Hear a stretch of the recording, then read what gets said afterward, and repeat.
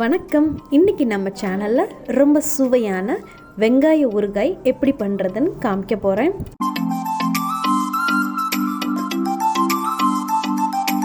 நம்ம இந்த ஊறுகாய் செய்கிறதுக்கு சின்ன வெங்காயம் தான் யூஸ் பண்ண போகிறோம். பெரிய வெங்காயம் எடுத்துக்காதீங்க.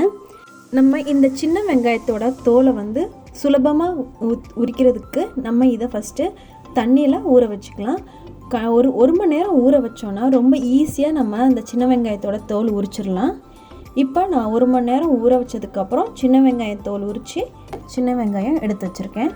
இப்போ அடுத்து நம்ம இந்த சின்ன வெங்காயத்தை முதல்ல ரொம்ப ரொம்ப சின்ன பீஸாக கட் பண்ணி எடுத்து வச்சுக்கோங்க.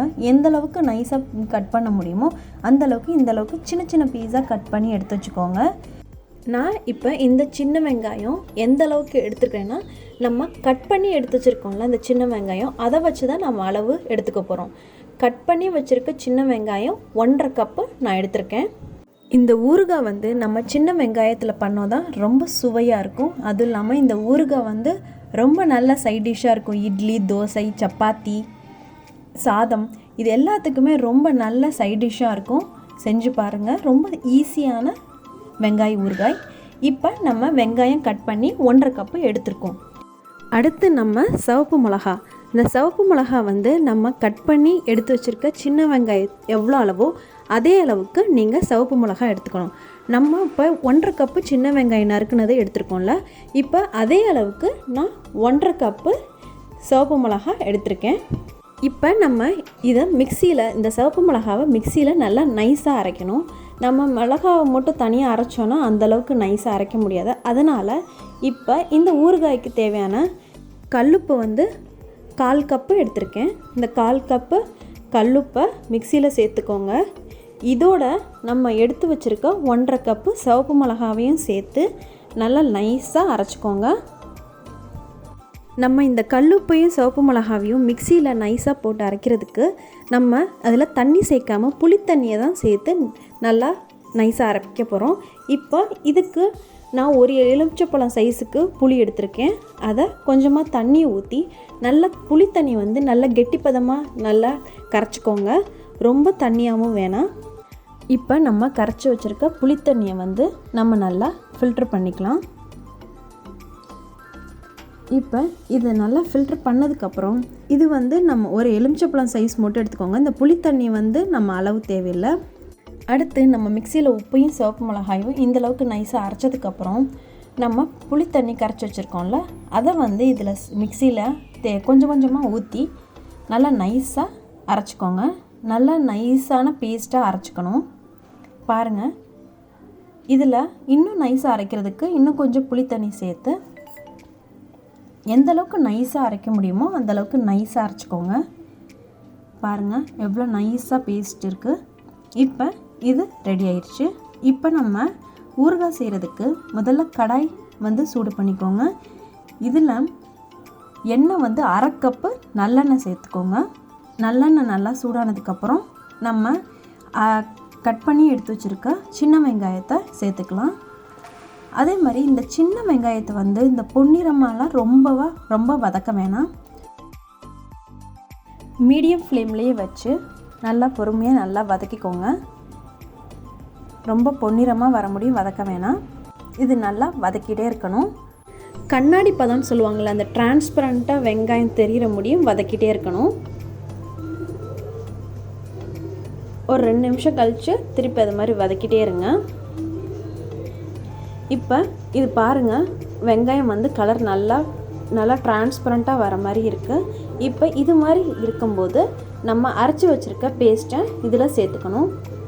பேஸ்ட்டு நல்லா சேர்த்ததுக்கப்புறம் நல்லா மிக்ஸ் பண்ணிக்கோங்க. நல்லா ஈவனாக ஸ்ப்ரெட் ஆகிற மாதிரி நல்லா மிக்ஸ் பண்ணிக்கோங்க. இதை கொதிக்க விடுறப்ப லோ ஃப்ளேம்லையே வச்சு கொதிக்க விடுங்க. அப்போ தான் அடி பிடிக்காமல் இருக்கும். மறக்காமல் லோ ஃப்ளேமில் வச்சே செய்யுங்க. இப்போ நம்ம இதை நல்லா மிக்ஸ் பண்ணதுக்கப்புறம் நம்ம இதை மூடி வச்சு கொதிக்க விடலாம். இப்போ நம்ம இது கொதிக்க ஆரம்பிச்சிருச்சு. இதை லோ ஃப்ளேம்லேயே வச்சு மூடி வச்சு கொதிக்க விடுங்க. ஒரு 2 நிமிஷத்துக்கு ஒரு வாட்டி திறந்து நல்லா மிக்ஸ் பண்ணி விடுங்க, அடி பிடிக்காத மாதிரி.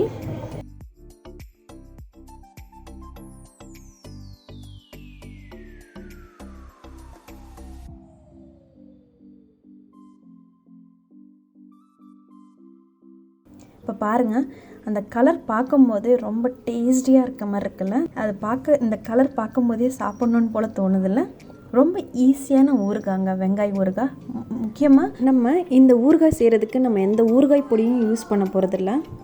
ரொம்ப ஊறுகாய் பொடி சேர்க்காமையும் அவ்வளோ டேஸ்ட்டாக இருக்குங்க. மறக்காமல் செஞ்சு பாருங்கள்.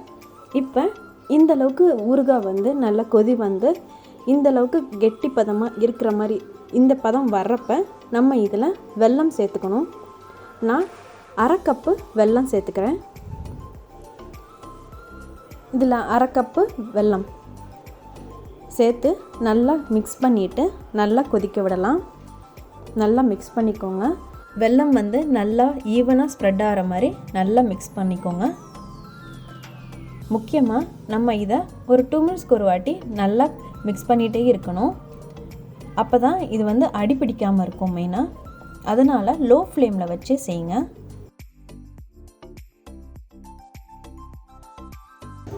இப்போ இது மாதிரி இருக்கும்போது நம்ம ஒரு 2 டேபிள் ஸ்பூன் அளவுக்கு இதில் கொஞ்சம் எண்ணெய் சேர்த்துக்கலாம். 2 டேபிள் ஸ்பூன் நல்லெண்ணெய் சேர்த்துக்கோங்க.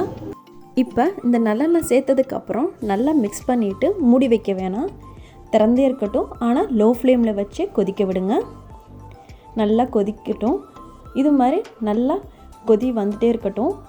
நல்லா கெட்டி பதம் வர முடியும். அது பாட்டி லோ ஃப்ளேம்லேயே இருக்கட்டும். இப்போ பாருங்கள், பதம் பாருங்களேன், நல்லா கெட்டி பதம் வர ஆரம்பிச்சிருச்சு. இது மாதிரி பதம் வரப்போ நம்ம ஸ்டவ்வை சுவிட்ச் ஆஃப் பண்ணிடலாம். ரொம்ப சுவையான சுலபமாக செய்யக்கூடிய இன்ஸ்டன்ட் வெங்காய ஊறுகாய் ரெடி ஆகிருக்கு.